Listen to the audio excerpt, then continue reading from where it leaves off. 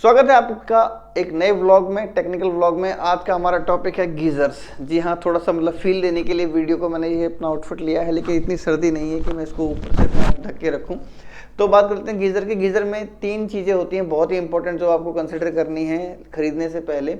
सबसे पहला है हीटिंग एलिमेंट, दूसरा है आपका थर्मोस्टेट, तीसरा है आपका स्टोरेज टैंक। जी हाँ, ये तीनों ही गीज़र के पार्ट होते हैं। और गीज़र में ये क्या करते हैं मैं आपको बताता हूँ। हीटिंग एलिमेंट जो है वो पानी को गर्म करने का काम करता है, और ये दो तीन तरह के आते हैं मार्केट में। कई होते हैं स्टेनलेस स्टील के, कई होते हैं आपका एलॉय के, यानी कि 2-3 मेटल उसमें मिक्स रहता है, और तीसरा होता है आपका ग्लास कोटेड। जो ग्लास कोटेड होते हैं बहुत ही इफेक्टिव होते हैं, तो ये अब और उनकी लाइफ स्पैन जो बहुत ज़्यादा होती है। अब बात कर लेते हैं अपना स्टोरेज टैंक की। स्टोरेज टैंक क्या होता है कि जिसमें पानी स्टोर रहता है। जैसे आपने पूरा गीज़र देखा है, ठीक है, तो गीज़र में आप देखेंगे तो जो स्टोरेज टैंक है वो भी स्टील के आते थे, और फिर अब स्टेनलेस स्टील के आने लगे हैं, अब ग्लास कोटेड आ गए हैं। और उसमें कई कई गीज़र्स हैं जो पॉलीमर कोटेड भी आते हैं, अपने स्टोरेज टैंक्स को पॉलीमर कोटिंग भी देते हैं।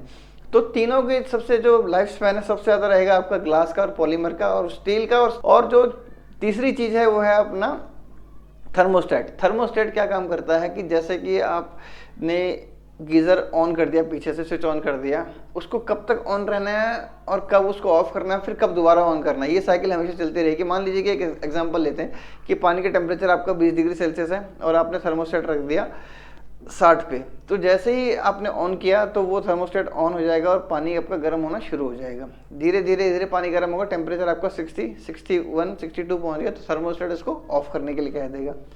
तो ये साइकिल आपकी। फिर मान लीजिए आपने स्विच ऑफ करना भूल गए, तो हीट लॉस होता है। पानी एक बार गर्म हो गया, इसका मतलब ये नहीं कि दोबारा ठंडा नहीं होगा, धीरे धीरे करके ठंडा होगा। लेकिन जो इंसुलेशन है उसके ऊपर डिपेंड करेगा कितना आपका अच्छा इंसुलेशन। जितना अच्छा इंसुलेशन होगा उतना आपका जो पानी है धीरे धीरे ठंडा होगा। इसमें क्या होगा कि जो आपका थर्मोस्टेट है वो क्या क्या करेगा, वो होता क्या है, स्टील का और कॉपर का एक मिक्सचर होता है। तो वो एक मेटल के एलिमेंट होता है जो आपके स्टोरेज टैंक में अंदर टच होता है, जो पानी का टेम्परेचर उसको सेंस करता रहता है।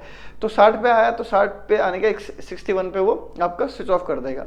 फिर स्विच ऑफ करने के बाद में जैसे फिर वो आपने उसको मान लीजिए कि पीछे स्विच ऑफ करना भूल गए, स्विच जो गीजर है उसको स्विच ऑफ करना भूल गए, तो टेम्परेचर आपका नीचे आएगा। तो जैसे ही वो 40 आएगा तो जो थर्मोस्टेट आपका वो सेंस करेगा कि हाँ भी टेम्परेचर जो रिक्वायरमेंट है वो है 60 की, आ गया 40 पे, तो फिर से ऑन कर देगा।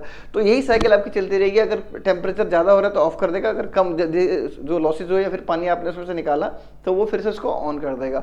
तो ये साइकिल चलती रहेगी कब तक, जब तक आप उसको पीछे से स्विच ऑफ नहीं करेंगे। तो ये जो 3 चीज़ें हैं कंसिडर करनी है आपने गीज़र लेते वक्त, कि उसका जो एलिमेंट, हीटिंग एलिमेंट किसका है।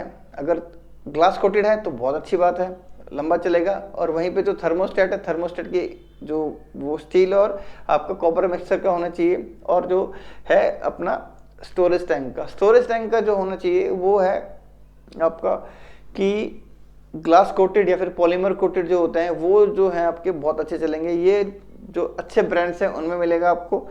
तो आज के इस वीडियो में इतना ही। मैं मिलूंगा आपसे नेक्स्ट वीडियो में, जिसमें आपको मैं बताऊंगा कि गीज़र के बारे में और भी रोचक जानकारियां जो आपके फायदे में रहेंगी। धन्यवाद।